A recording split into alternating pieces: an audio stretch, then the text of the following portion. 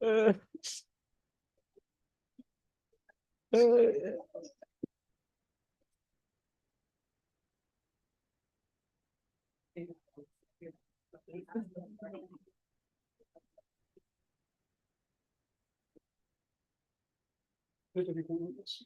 yeah, I will move it. Uh,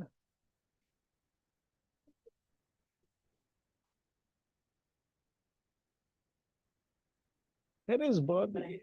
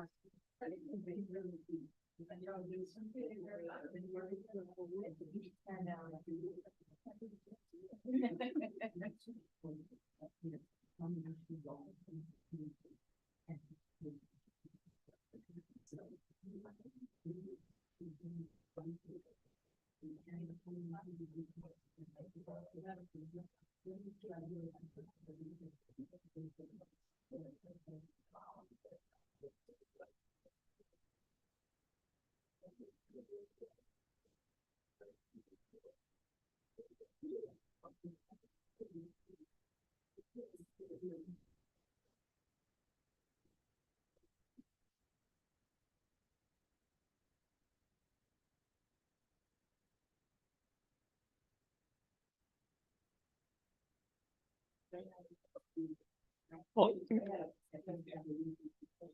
good morning, everyone. Welcome to Land Grant Seminar Series Spring 2024. This is tentative schedule for Spring 2024.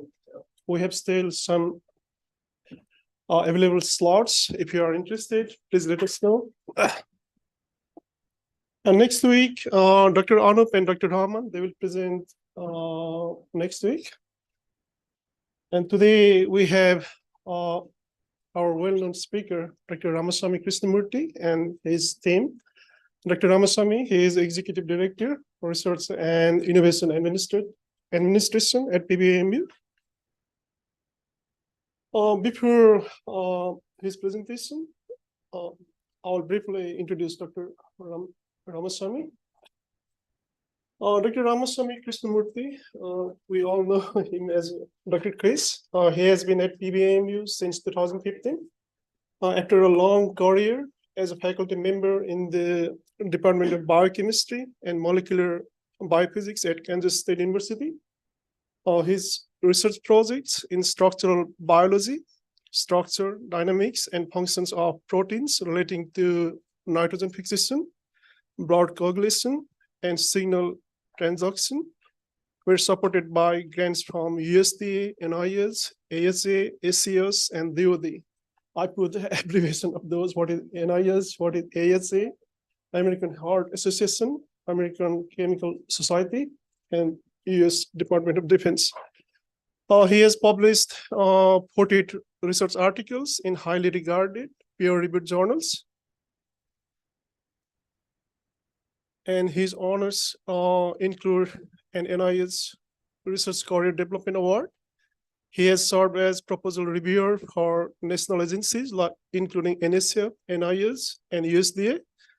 Dr. Chris earned his PhD in chemistry from University of California, Davis, followed by postdoctoral work in multidimensional NMR spectroscopy at Purdue and the University of Wisconsin-Madison.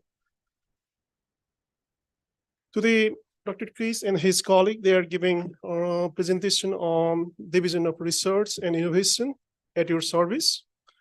Let's welcome Dr. Chris and other colleagues from Division of Research and Innovation, Bobby Melvin, Denisa Parker, and Krista Mendes.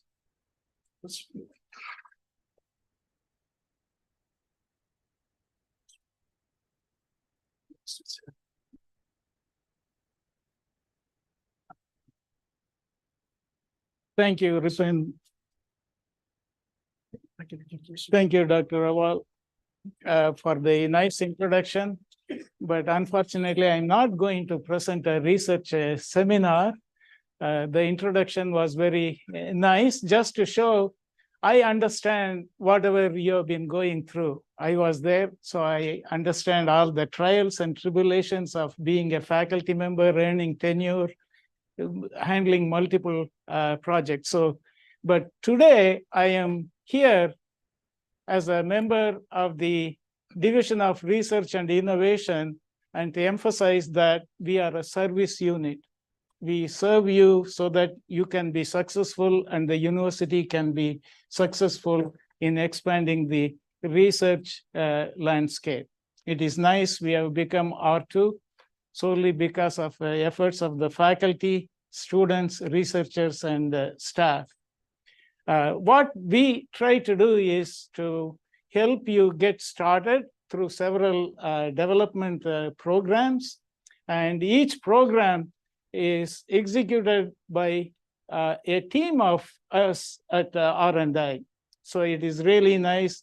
I could be joined by my colleagues here, as you know, Dr. Denisha Parker and Krista Mendes, and our executive director for research and innovation operations, Bobby Melvin. So I'm not going to take up all the 60 minutes or 45 minutes. I'm going to touch on what programs we offer so that you can get started, and I will allow others to explain what they do so that you can get a cohesive service from R&I, or research and innovation.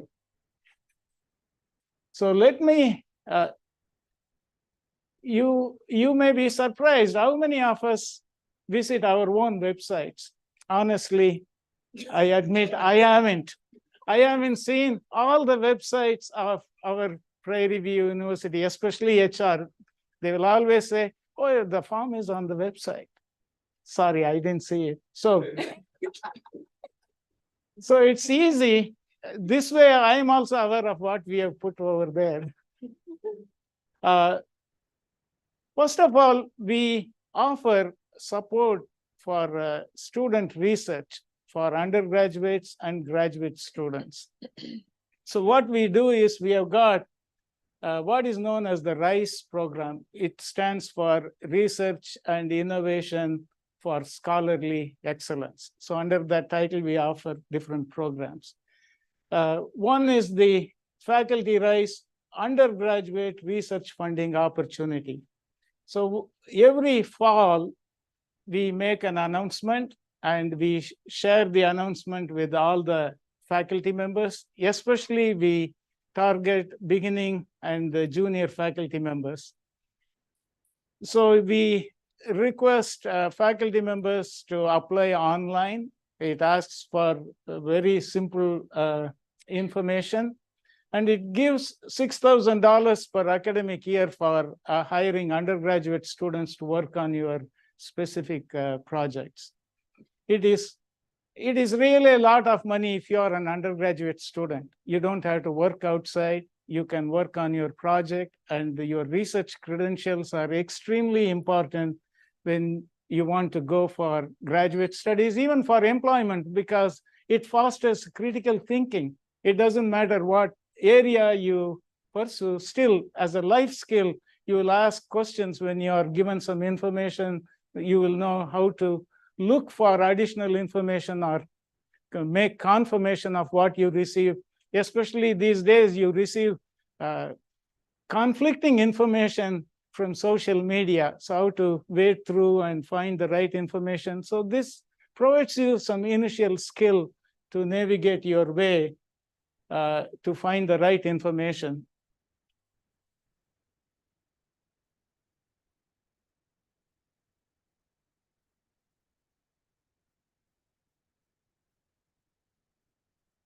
And similarly, we offer,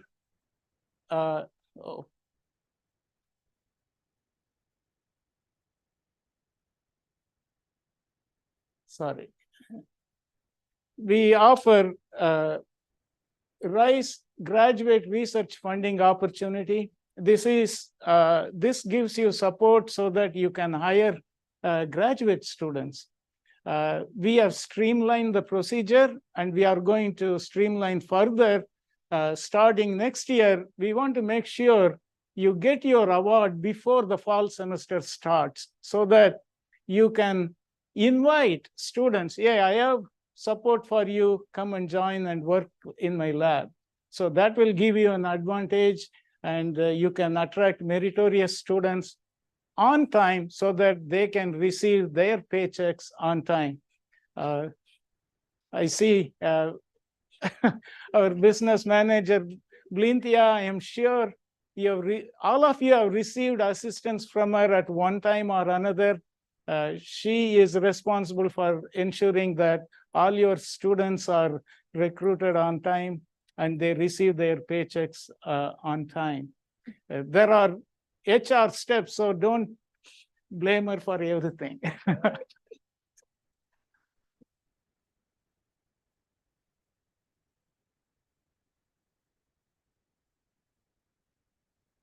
That program gives you, if you recruit a PhD student, $2,000 per month. So they are assured of $18,000.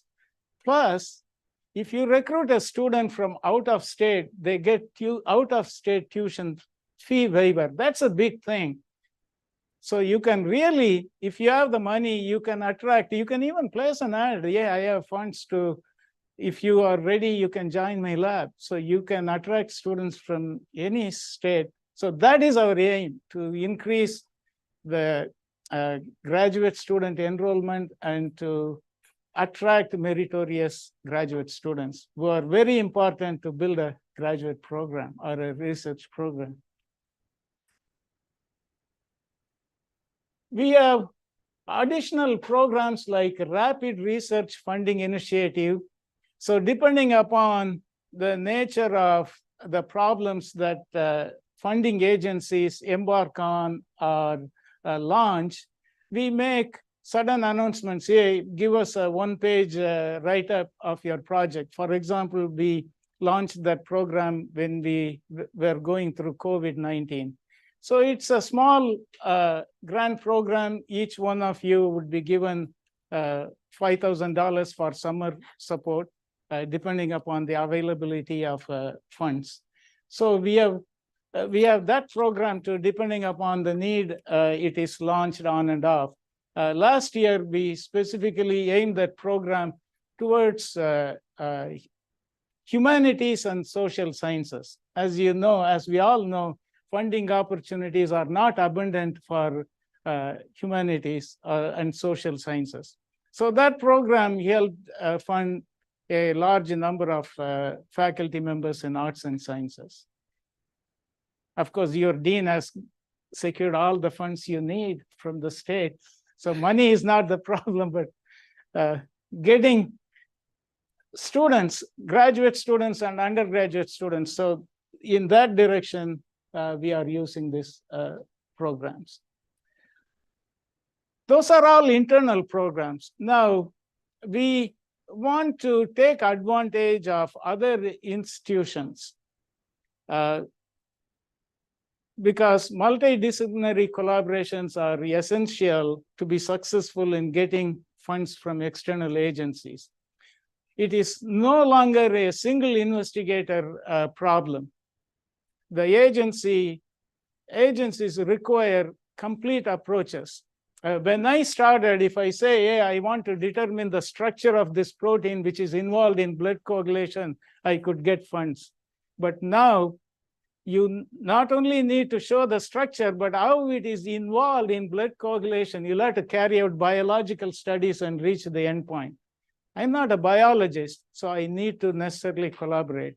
That applies to your fields too. You need to have a complete path, which means your expertise alone is not going to be sufficient. You need to collaborate across disciplines and sometimes across universities, because your university might not have the expertise in the required field. So our neighboring university, A&M, has a lot of resources. It's an R1 university. It's a huge university. You can name any discipline, you will find facilities and expertise there. So we have what is known as a Panther RISE program or PRICE program. We are going to soon announce, wait for the announcement towards May. That will be the 4th year of this program. What this involves is the collaboration of one Prairie View faculty member with a TAMU faculty member. So you both collaborate and write a proposal, and then we get funds from A&M and we put our own funds and we select proposals. The proposals are reviewed by both Prairie View as well as TAMU faculty. This is a very competitive program because we typically receive close to 40 applications and we receive and we fund 10 or 15. And each investigator gets $20,000, which is really a good amount. You can hire a student, you can give yourself summer salary, and you can buy supplies. And College of Kaffner is extremely successful. I see one awardee there. Peter, you. So it is extremely a successful program, and I would encourage you to watch out for this program and submit proposals. So those are all the development programs that we run. But what is the impact, and how do we publicize or give visibility to the programs or to the impact of the programs? So now I'm going to introduce Dr. Denisha Parker.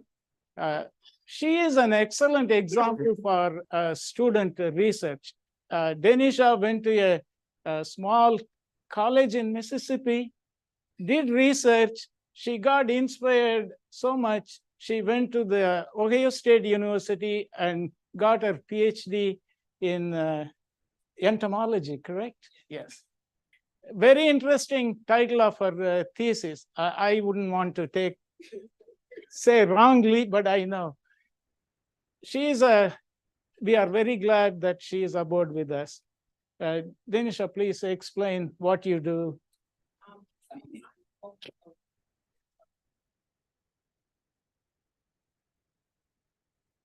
I am the Student Research Development Officer. I mainly run the RISE undergraduate and graduate program. So I'm the one that's sending out the emails asking for you guys to submit applications, sending out award letters once faculty have been awarded those award letters, and kind of maintaining the relationship with the research and innovation in the different departments across the campus.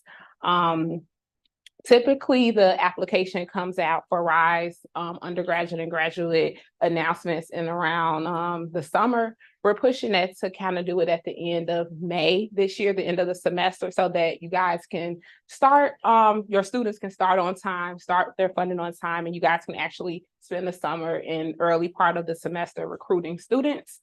Of course, if you have any questions, I'm always free to a phone call or email if you need me, but I'm really passionate about student research. That was something that really inspired me to go ahead and get my PhD and have opened many opportunities for me. So I'm an advocate for student research. I'm an advocate to make sure that our students have funding for research on campus. So if you ever in need of students or student funding, I'm the one you can always reach out to for that. Any questions? Which college in Mississippi? I went to Russ College. It's a small HBCU in Holly Springs, Mississippi. I'm pro HBCUs.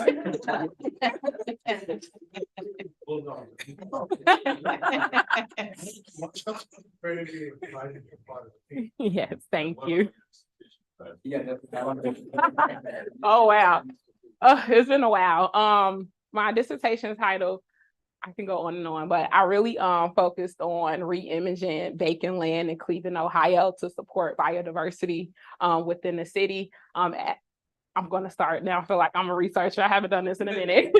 But Cleveland, Ohio is what you consider the shrinking city. Due to the industry, like the fall of the industry, there's like a lot of vacant land throughout Cleveland, which kind of calls for a lot of crime, a lot of homelessness, and just considered the blight in the city. So my lab at Ohio State University focused on reimagining that vacant land so that it can support the community. We transformed some of this vacant land to prairies, urban gardens and community gardens for the community, and kind of looked at how the biodiversity of insects changed through that transformation and how it can support the community in the future. So yeah, that's my research. Yes. I'm a bulldog as well. Okay. In fact, I remember we had visitors from last time to the birthday, and we had some progress with them for undergraduate research. So one way to publish and flourish that can kind of link to these students is very important. So I'm curious how you help publish the students and faculty to get even more benefit, because they can do all these research and all those things, but if it's not published, it did not happen. Any thoughts on that? We're gonna get there. It's coming. Trista can definitely help you out with how we get the word out of the research that's going on at Prairie View. What was the entomology part of your research?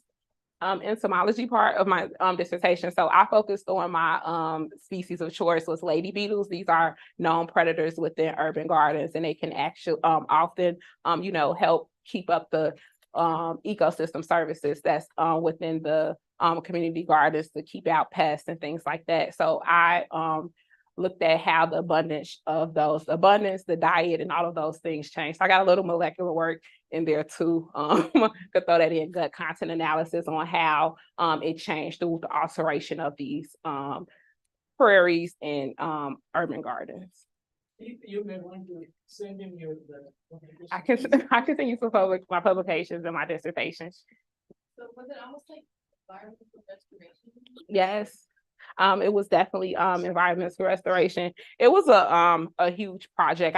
Came from a really huge lab. So while I was looking at lady beetles, I had other colleagues looking at like spiders. Some was looking at bee diversity. Some was all insects you can think of. And we kind of compiled all of our research together to kind of answer the questions on what is the best thing for this land transformation in Cleveland. And the best thing ultimately ended up being the urban gardens, because although they, of course, food insecurities is a big issue in a lot of those urban cities, and making sure they have access to fresh fruits and vegetables and walking distance from their home was a priority to them. So that was kind of our conclusion with that project.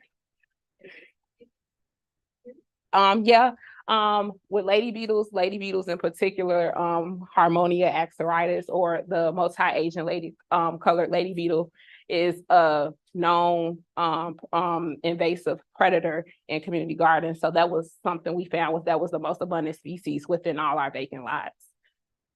Well, clearly, you got to have your own seminar. Right. That's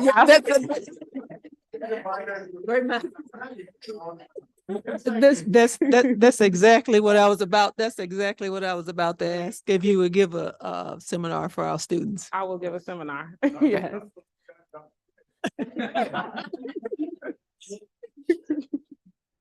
Let me interrupt 1 second. Nithya, would you like to share some information regarding recruitment of students, especially undergraduates? What we do I need to speak into this or just hold it? What we normally do with the undergrad students, we used to process all the hires for the undergraduates, but we don't do that anymore. Once you receive the letter from Denisha, then the money is already there. We work with HR, student employment, at the beginning of the semester, so you don't have to create a position. We work on the front end to get all of that done. So we get the positions created. It's usually one position with maybe 75 slots tied to it. So we do the front end of the work.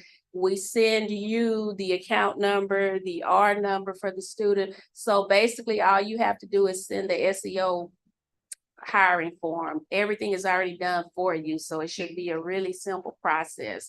And like Denisha was saying, we're gonna start it in May so that we can already have the jobs created, everything done. So when you come back in the fall, it's a quick process. Usually it takes about 2 weeks when we first start working with HR, but I know some of you want to hire your students on day one of the semester. So we're trying to start that early. So you all normally handle the end part for the undergraduates. We do all the beginning, all the legwork. So all you have to do is submit that one form. For the graduates, normally I process those hires because we have a lot of graduate PNs already established. It keeps you from having to create a new position. It's a real quick process because we do what we call direct hire. So when you send me the name and the student's course schedule, we can go straight to hire with HR. So it can be done in about a week. So we usually do that for that part. But if you have any questions about student hires, or if you already have a student that's working for you and you just want to change the funding source, just let us know. We don't have to do anything but give you the account number to use, to make it just easy. We don't have to go through the whole process. So any questions regarding student hiring, just send me an email or give me a call.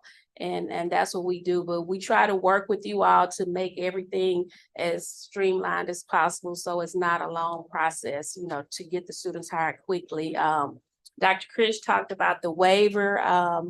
We help to process that through graduate studies because I don't know if you all know, if the student gets the waiver, that kind of takes care of the 33% that they need to pay in order not to be dropped. So we try to do that so students don't have to come up with any money at the beginning. That will help them.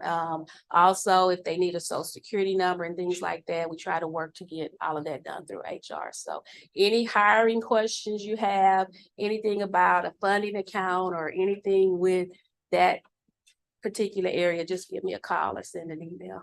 I'm really excited to hear about these and partnerships and all that. One thing I just want to comment is that, the waiver sounds like not as competitive. How about award? Graduate tuition award, partial or something, that would make it much more competitive. You don't necessarily have to hire them for a job. You can also give the scholarship or assistantship. It's pretty much your choice of how you want to do that. I think it's explained in the letter or it's talked about in the letter. You can give them a job if you want them to work or whatever, or you can give them the scholarship or assistantship in that way. It's kind of up to the professor how they want to do it, but just reach out to us and let us know what your choice is and what you want to do as far as that. So we have this graduate program recently started here in our college, and we are looking for new students to recruit for that program. Currently we have 5 and maybe in the semester we have 12. Okay, good. So this funding is only for 1 year, it is for 2 years because the graduate program is for 2 years. We cannot promise you past 1 year. We only are budgeted normally for that 1 year. So we just, give you the funding for 1 year. We can't go to the next year until we know what our budget will be for the second year. But you just reapply, submit your proposal or contact Dr. Chris or Denisha, and then, you can continue on. But we don't like to promise you that up front because if our budgets are reduced or something happens and we're not able to support, we don't want to make you that promise. Normally what we do, we hire for the 9-month academic term. And so the students are employed from September through May. We can't do the summer because that's a standalone session. So we have to redo in June through August. Not our policy, but university policy. We can't cross over into the summer. Even with you all faculty, it's 9 months and then you have to renew in the summer. So we try to do for the whole 9 months to keep students from having to do all of this again in January. What they have to do in January is submit a new tuition waiver application. Grad studies, they only do it month to month, semester to semester. So they have the offer letter they need. That's good for the whole 9 months. They just have to submit the waiver application again, along with the new course schedule. But we do the 9 months and then we do the summer, in May. How many do y'all typically hire? We do 75 to 100 undergrads, hoping to do more, and we do anywhere from 35 to 50 grads, so. Yeah. Just as, I mean, it depends on the funding we receive, how many we do, but normally we at least do that many. Is it distributed, I'm sorry, is it distributed among colleges? No, it's based upon that proposal. Yeah. Thanks, Lynn. Yes. Now, to answer Dr. Emily's question, I invite Krista. What do we do with the impact progress reports, Krista? So if you are a part of the RISE program and at the end of the, I guess, the term of the program, you are required, or your students are required to do an abstract or to do a summary of whatever work it is that you've done. And we do put those together into a report. And we do place all of our publications, including those from the RISE program, as well as anyone that we highlight in any of our review magazines or anything like that. We do put that on our website, and we have a specific page for that, which is our publications page. And you can find that if you go into our research communications page. This is our manager of marketing and communications. And here you can find, actually we have people here. We have all of our publications. So if you receive a grant, we do like to do an announcement for your highlighting what you've received your funding for. We do post that to our website as well as our social media. If you are not following us on social media, please do so. It is just PVAMU Research. We are on all platforms. But again, we can always find any of our recently funded awards or the announcements that we've done. You can go here to this website, and you can see previous highlights here at the news archive. So I'm pretty sure, or you can Google yourself, and it should pull up as well. Here we just have some of our, we've done research data blitz, as well as any of our programs that we have or any events that we're going to be at. So you see this event here. We do place that here just so that you guys are aware of what's going on in research. And we have done RIDI, but we're thinking about starting that back up, which is just pretty much a training institute, kind of giving you guys some information on different things. If you have something you would like for us to train on, let us know. We can always put that program together. And then here's our publication. So these are our most recent magazines, as well as year-end reviews and our innovation and research capabilities. So you can find that here on our website, and we have our publications archives. And this is where you can find the newsletters, as well as our review magazines and any booklets that we've done. And then, as he was talking about, our RISE reports. So this is where anyone that's been a part of the Panther RISE, you had to do your report, and we created a booklet for it. I'll just click on one just so that you can kind of get an idea of what it actually looks like. This was the most recent Panther RISE booklet. You'll see we have our vice president and the vice president for TAMU. And yes, Dr. Anthem. So we do include all of the reports from everyone that was a part of the program. So again, you can always find that on our website. So that is where you can find all of our publications. And also, we do like to highlight our students. I think Dr. Memoli, he asked about that. We do like to highlight our research, student researchers. The one way we know about student researchers are through the RISE programs. However, if you guys are working with a student and you think that you would really like for them to be highlighted by us, please share it, because we do want to highlight as many students, because of course, whenever you're acknowledged, it keeps you going, right? So we're always looking for people to highlight specifically our students, because we aren't a student-centered office. So we do need our researchers to let us know of any students if they're not a part of the RISE program, so that we can always reach out and see about highlighting them for our website, as well as our newsletter, which will go out today. And so, yeah, so any questions about anything I've shared? Yes. Had a question about where does extension outreach fit in here? So when we talk about impact, we are a comprehensive land grant university. Mhm. And so part of our mission is to also work with underserved audiences. Take the fruits of the research and apply it to underserved audiences like we do through Wellness in Houston and other community-based initiatives. And so there often is a lot of overlap among academics, research, extension, and so on. But just for the benefit of those in the audience, either the virtual audience or in the room, we have extension representation. So I want to make sure that there is a way to also address those needs Mhm. because they employ our students. The students in turn benefit by working in communities through extension and outreach projects. Mhm.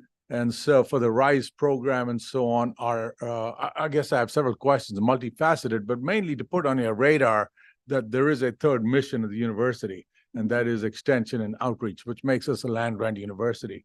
So to include an article about them or their accomplishments in future publications and also perhaps include them in the RISE Scholars program. Because like I said, they employ some students. I don't know if that's possible or not, but just a suggestion. This is actually, we are revising the format of our newsletter. It is going to include events that have occurred or that are going to occur as part of the newsletter. So there we could include such events or activities. Yeah. So Mhm. there is a place for extension activities. That way we can give publicity. Yeah, and if there's ever an article or something like that that you guys would like for us to place on our website, just letting us know, because like I say, we only know what we're aware of. So if you guys let us or like letting us know about it, we absolutely don't mind sharing it on, because I think we've like shared some things on our social media that you guys have posted. So we don't mind posting any articles or including it in our newsletter. So just let us know about it. Mhm. Does the institution have, does Prairie View have an institutional membership in the Council for Undergraduate Research, CURE? Yes. You do? Okay, Mhm. all right. Okay, Yeah. all right. So does that allow us to, I mean, can we go ahead and go in and create memberships? That's what I've always been a member, like I've gotten the newsletters and I know they have the conference and they have the publications, so. You guys can become members. I know I have membership and I send out any any type of undergraduate research opportunities or scholarship opportunities that is posted on the board. I send it out to the faculty members. If you do not receive emails from me, it's probably because I don't have you on my faculty email server. So if you want to send me an email and just say, hey, can you add me so I can send out those announcements to you as I get them. I mean, because if people aren't aware of it, that's a place, and I don't know if you have funding to send students, but that's a place to get it out, not just to Prairie View, but there's a conference every year where they can present posters, and I believe there's a journal associated with it. It Yeah, is. Yeah. Yep. So. We have individual memberships, both Denisha and I are members of the CUR, but I don't think we have institutional membership. And in fact, Denisha is going to make a presentation, right? Yeah, I sent in a proposal for a presentation to talk about undergraduate research here at Prairie View A&M. And if that proposal is accepted, I would love to highlight some research that we're doing at Prairie View. So I'll send out an email with that if I need that information. Hey, this sounds very exciting. I want to briefly mention that Dr. Jennifer Quinlan is our new executive director for the Integrated Food Security Research Center.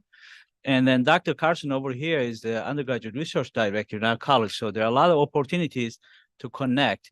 But one thing I wanted to mention following Gerard's mentions on the extension is that one way to integrate extension could be in your RFA, you mentioned the extension collaborations of the research that the students will be pursuing.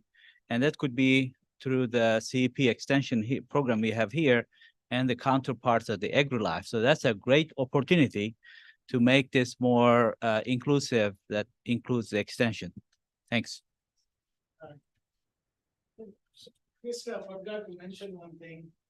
We honor Rice students when they graduate. We have a special function. We invite graduating Rice students and their mentors, and we take pride in their accomplishments. All these things, we take pride in these accomplishments. In fact, whenever we visit other institutions, we hand out these publications. I have a quick question. Have you guys thought about for the RISE students, if their work is significant and it's published in a peer-reviewed journal, have you guys thought about putting funds in to help support the publishing of the work that they've done?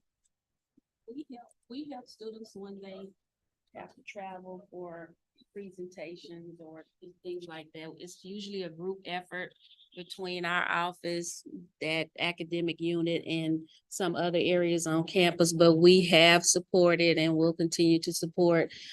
Usually we may support the airfare, the hotel, whatever it is, we just take part in helping to send that student to the conference. So we're doing that now and we'll continue to do that. So if you have a student, just contact Dr. Krish, let us know what the needs are, and then we'll. You know, it seems like Tanisha and others should know about our upcoming ARD conference. So this is a conference where we send our 20 of our undergraduate students. Laura will know the correct number. It's called the Association of Research Directors. Takes place every 2 years. And so it's coming up in 3 or 4 months. I sent Magesh an invitation, asked him to attend. But we'd love to have you folks from R&I, because this is probably the largest event on our campus whereby we take more students than to any other event. And they get to present their research through posters or presentations. They win awards. So this is open to the 1990s across the country. Every 2 years we have this. We send a group of about 60 people, 40 students, 20 mentors, advisors. So this is a huge undertaking. So Danisha should definitely be aware of this. And we'd love to partner with you in other ways, including publications and so on, because it's not like we don't have the funding. If it's research or extension related, we have enough funding, and you folks in R&I have to approve our expenditures. So we've got all these tens of millions of dollars that go through your unit, but it is to be able to expend on activities that promote research and extension. And of course, academics, we don't have the same level of support through land grant programs, but we can certainly, if it has some research and outreach impacts, we can include students. That's how we send students to ARD, is because they present research. So just wanted to mention that in passing. It's called Association of Research Directors, or ARD. We support every year pathway participants. We provide partial support. We encourage students to make presentations in Pathways Symposium. So I will stop here as far as research is concerned. But as you know, we are called the Division of Research and Innovation. So now I am going to invite Bobby to talk about the services that are offered by our division in that area, innovation area.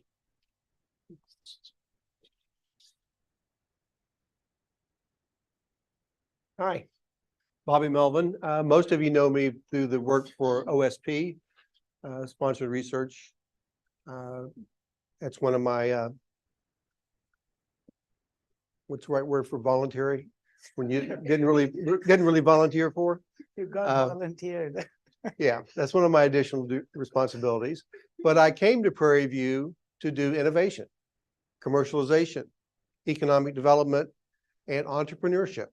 That's why I came here.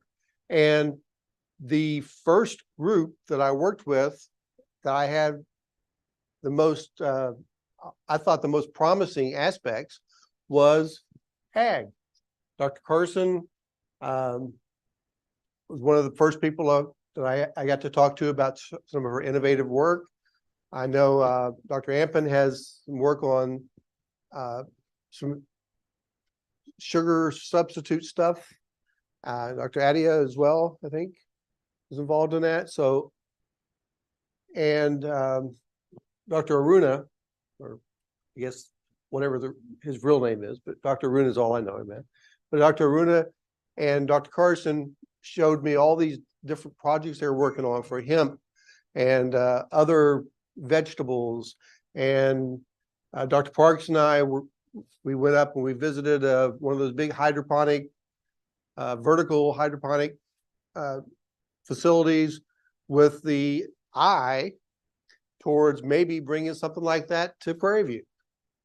And we haven't given up on that. So I say all that because a lot of times people in the ag don't realize that a lot of what you're doing is innovation.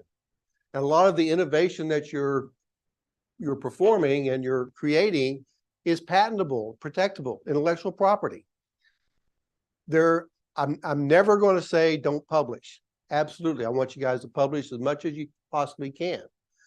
But my request of you is before you publish, let's look at it and see if this is something that might be valuable for the community, for the university, for yourself. My real role is the executive director for ISEED. ISEED stands for Innovation, Commercialization, Economic Development, and Entrepreneurship. But I have had a staff. I will again have a staff as soon as I can hire them. A person who does business development. Many of you knew Najla Streety before. Najla still is, extremely well connected throughout the Houston area. She knows everybody. She was very helpful in finding opportunities for you guys to have sponsored research. The new person I'm going to hire will be doing that same role. I also have a person, she's moved on to another position now, who's a program specialist, and her role was to work with me to help educate you guys on what is an invention disclosure, what is a patent, what is a license, how do we write invention disclosures, what's the process for commercializing a product. There's lots of steps involved in commercialization, but once you get something that's valuable, like the purple sweet potato, we have filed a patent on that. We have it.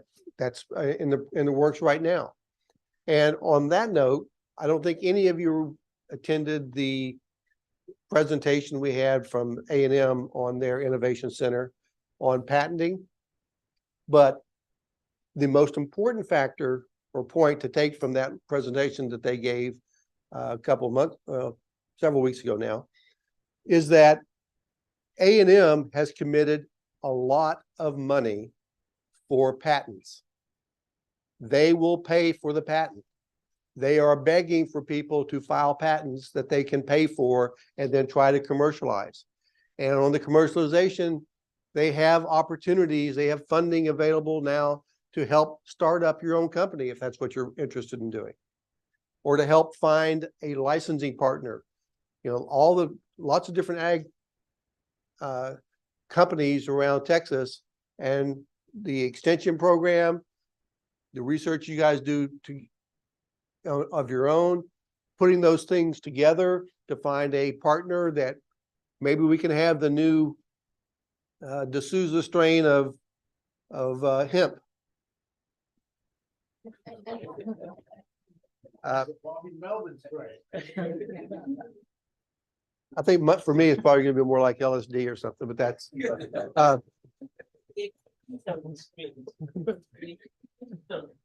yes. But anyway, and what on that point, one thing I learned this year that I think I know Dr. Memley and Dean D'Souza helped learn it as well. There's no real protocol for naming something that you come up with. So I was joking, but not really. I mean, if you come up with a new strain of something that you think is really unique and worth a plant patent on, we can name it after you. Nothing. Yeah, nothing wrong with that. So anyway, as I mentioned, I know most of you know me through the OSP work and trying to work with coordinate SRS, helping you guys with your, proposals through grant awards, through administration and through closeout. But my real role here was to help for innovation. And I'm still disappointed in Dr. Carson because she hasn't followed up on all these opportunities we started. She got me all excited about her genetic modifications of plants and all that. You guys are going to make everything grow better in Texas and be more nutritious, more taste better, all that kind of stuff. I'm joking with her a little bit because she really is a good person, but seriously, you guys have great opportunities for innovation, things that can be patented, things that can be commercialized, and commercialization. If you are the inventor of something and say it's solely your invention, like the sweet potato, and we find someone who wants to license that breed or that strain of sweet potato that we got patented, and they start paying us a license fee for it, 37.5% of that, the net proceeds. So once all the patent costs are paid back, anything else that comes in, you get personally, individually. And if there's two of you, then you share that. So there's a financial incentive available for you as well. So, any questions? I have a question. Yes, sir. Nick Peterson from the Community Economic Development Unit of Extension here on campus. My question is, what are some of the flagship programs out of your department that you implement? And how can we get the community more involved with your department? Well, as you probably are aware, we just achieved membership in this IED, the Economic Development Program nationwide. And we haven't kicked it off yet, but that's probably the flagship program. Okay. Dr. Rebecca Faison, Rebecca? I do, yeah. Yeah, Rebecca's leading that effort, and we're going to have the kickoff meeting for that, or kickoff announcement of that program. I think within the next month, right, Krista? April? Okay, 2 months, 3 months. April will be here much faster than I want it to be. And then since you mentioned April, I have to think about this because we have the research week every year, usually the first week of April, that time frame. And during that week, 2 days of it are mine. One is for innovation, where I get to highlight people who have come up with their own inventions, who are starting their own companies, who are doing things that began within a university and have now expanded into something very, very useful and valuable throughout the country. And then the other one we have is the Economic Development Day, that we bring in businesses. Industry Day is what we call it. We bring in businesses from around the community who will come in. They'll do a couple of usually panel discussions about how they want to and how they have worked with university researchers, what they're looking for when they want to do a sponsored program. What results are they looking for? Since I have the floor, I'm going to take advantage of it to remind everybody here that one of the biggest challenges facing any university, but especially true with Prairie View over the history of Prairie View, is research should be to achieve something, not just to conduct research and write a paper. Conduct research, come up with a solution to a real problem. Come up with something new, come up with a new strain of plant that grows better in Texas that the extension program can go out and into the community and implement. We can all work on that. So when you're thinking about writing your proposals, think about what is it I'm going to achieve at the end of my research that is patentable, that is valuable. Okay, so get off my soapbox. Yes, next question. Well, now you make me sorry that I don't have the expertise to develop my own sweet potato strain, because if I did, now I'd be inspired to do it, but that's not my area. I'm just curious, do you have anybody that specializes in social entrepreneurship? Or is there any experience with that? No, Okay. not per se, no. Okay. I mean, I mean, Just so you guys know. somebody with entrepreneurship Yeah. background could do that too, but Yeah. I just didn't know if you. had my anybody my specialized. background is I'm a lawyer. Been doing, was in the military for 20-some years. Did government contract law, so I know all about grants and contracts, which is why I got volunteered to handle OSP.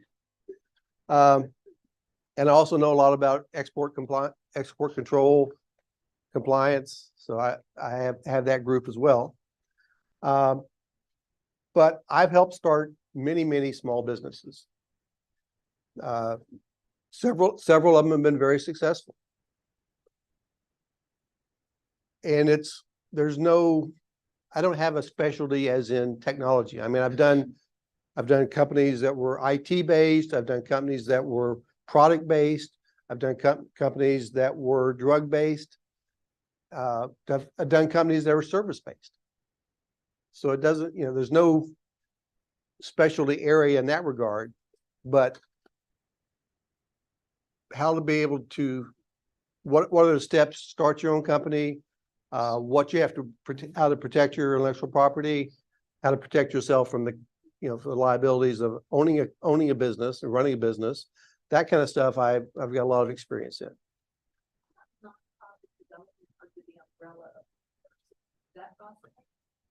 We've had that here in the past. There was the Prairie View Foundation, I think, maybe it still exists. I'm not sure. Okay, that is a nonprofit within the university that can do different things that are not exactly the university, but really strongly affiliated with it. And it's a nonprofit, not for profit. Not for profit companies can make a lot of profit, but that's not, they have to do certain things with it other than give it back to shareholders. I want to very briefly mention that indeed the topics were not confirmed, we will schedule there, but we cannot wait for the time, because an invention that you may have in your mind or in your research may be patentable. So I encourage the PIs to mentor the graduate students and undergraduate students in the laboratory, where when you present the findings and research and all that, you want to be careful, because you'll be surprised, like Bobby said, how much patentable ideas you have. Yeah. So I always encourage publications and presentations after you file a pre-patent disclosure. And then graduate students, especially when you go to conference, people make you feel so nice, comfortable talking about your work, but they get all the ideas. Then they steal your work. Yes. Yeah.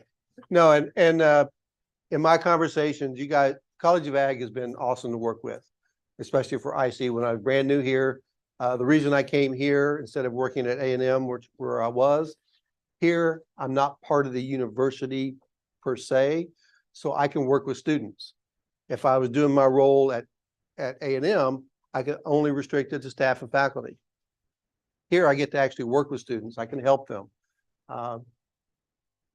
Dr. Rajan has been very gracious lately in volunteering my legal services to anybody that wants it.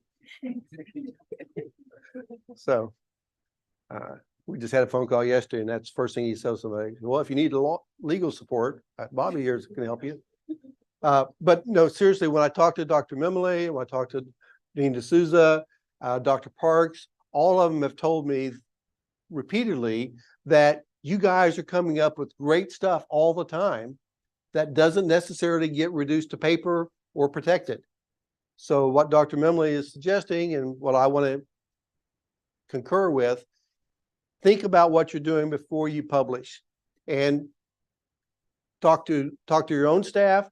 But my door is always open for anybody that wants to come talk to me and say, hey, this is what I came up with. I know we're still looking at trying to figure out how to start a business using that sweetener process you guys came up with. Yeah, there is a patent on that. Final dose, that's right. So, and I know we were looking internally as, well, we got facilities here, maybe we can do something with the deer. So, Sorry to step in. I think we are almost out of okay. time. Thank you so much for the opportunity for us to visit with you and share the services we offer you. And anytime, if you have any question, contact any of us. I routinely distribute funding opportunities through your director, Dr. Memili. And if you have any special needs, for example, if you identify an area and if you want to explore whether there are funding opportunities, please send me an email. Okay. And again, thank you for your attendance. It is really overwhelming. I have never seen so many attendees in any seminar, and I congratulate you. Thank you.